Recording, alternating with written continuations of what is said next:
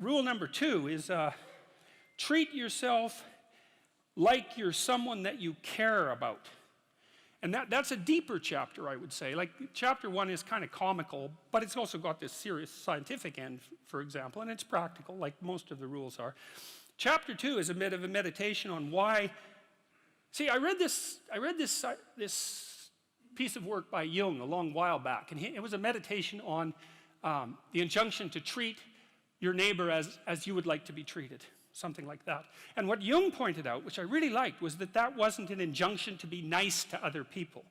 It was an invitation to reciprocity. It was something like this. It's like, you should figure out how you would like to be treated, like you were taking care of yourself, not how you would like people to respond to you. It's more important than that. It's like, imagine you had a child that you really cared for, and someone said, well, people will treat this child exactly like you want them to, but you have to figure out what that is. And so then you'd have to sit down for like a month and you'd think, okay, well, how do you want your child to be treated? You don't want everyone just to be nice to him, you know. You want people to challenge him, and you want people to discipline him, and you want people to tell him when he's wrong. It's like, you don't just want everyone to be nice. That's pathetic. It's pathetic. There's no challenge in that. And so, well, you want to treat other people like you would like to be treated. Well, then you have to figure out, how would you like to be treated? And while you'd like people to fawn all over you and just lay everything at your feet, it's like, no, that's not something you'd wish for someone that you were taking care of. And then there's an additional problem, which is, it's often the case that people will treat other people better than they treat themselves. That happens extremely frequently. So one of the things I pointed out in chapter 2 was that if you have a dog and you take him to a vet, and the vet gives you the prescription medicine, you'll go buy the medicine and you will give it to the dog, and you will do it properly. But if you go yourself to a doctor and you get a prescription, there's a 30% chance you won't even pick up the medication. And if you do, there's a 50% chance that you won't administer it to yourself properly.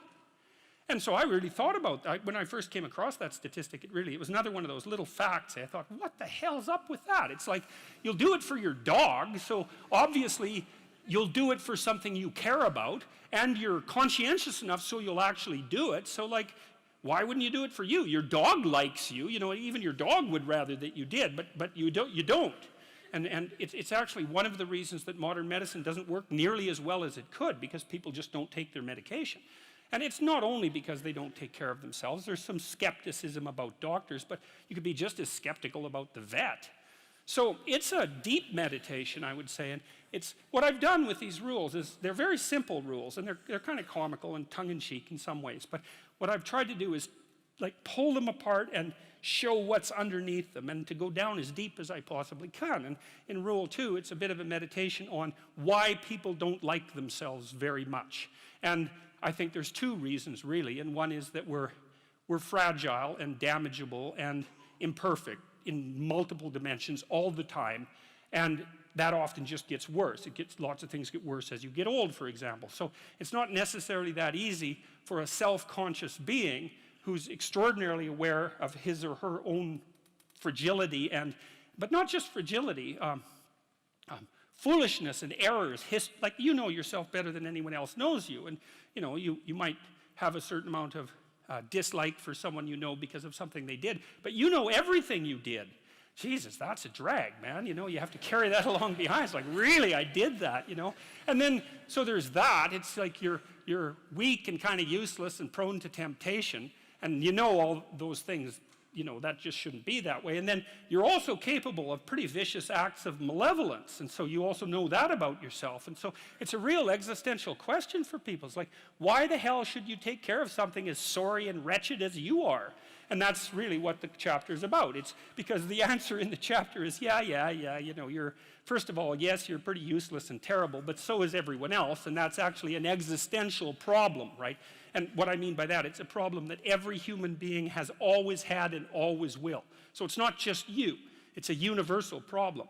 And that there's an answer to that, and one of them is to, what does it to say? Love the sinner but hate the sin. It's something like that, is that despite the fact that you're not all that you could be, the proper attitude to have towards yourself is the attitude that you would have towards someone that you genuinely cared for.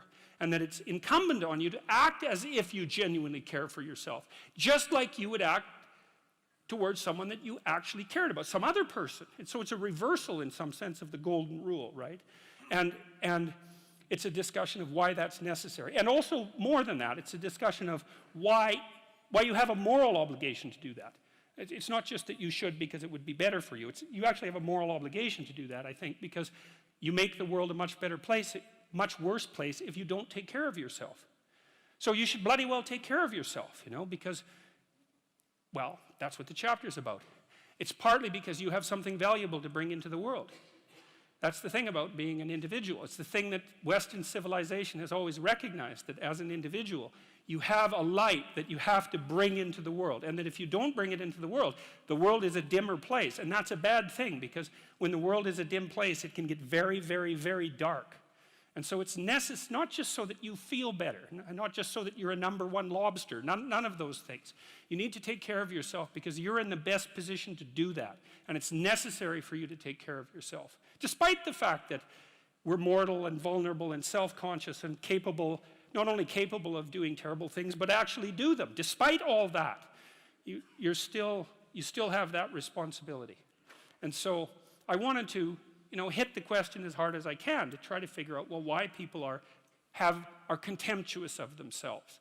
And there's plenty of reason, that's for sure, but the reasons do not justify the mistreatment of yourself. It's as simple as that. It's not a good strategy.